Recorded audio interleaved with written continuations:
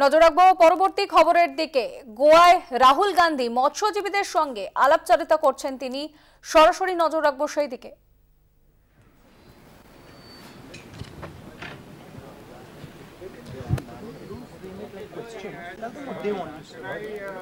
Question, Keshav. Would you like to say something? Yes.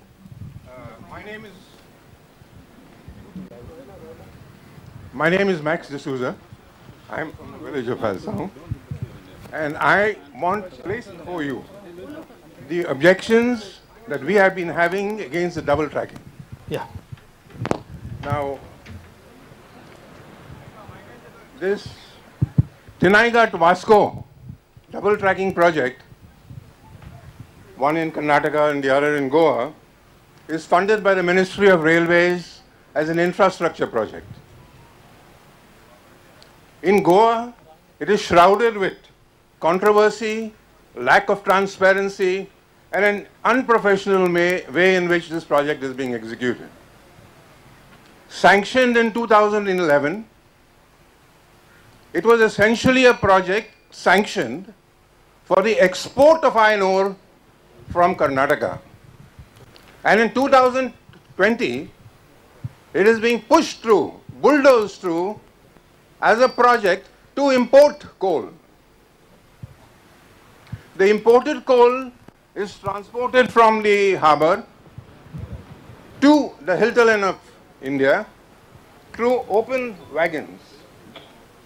These wagons are covered with flimsy tarpaulin sheets, and the wagons, the rakes of these wagons move at 110 kilometers an hour.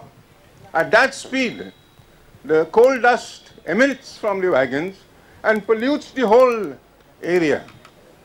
It affects the health of our villagers, it settles into the soil, contaminates our wells, and even affects the sea and the marine life. The Chief Minister, when we presented this to the Chief Minister of Goa, he has written a letter to the Ministry of Railways to switch over to hard-topped wagon covers. But there's been no reply to his request. He has also assured us in January 2011 that he will reduce the import of coal by 50% within a year and gradually taper it out. Apparently, this is a non-starter because nothing has happened.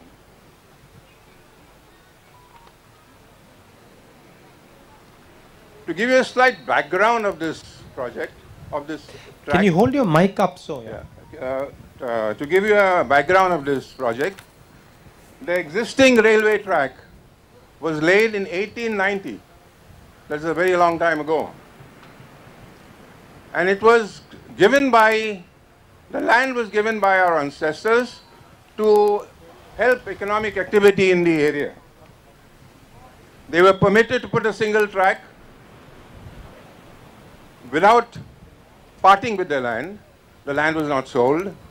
And in addition, our ancestors gave a patch of land along the track to enable our villagers to use that land as a right of way. Today what we have is that the railway authorities are coming onto this land and coming with police protection and threatening our villagers and depriving them from using this right of way. This double tracking, this is the situation as it stands today. If it is doubled, you can imagine the impact that will be compounded on all these areas.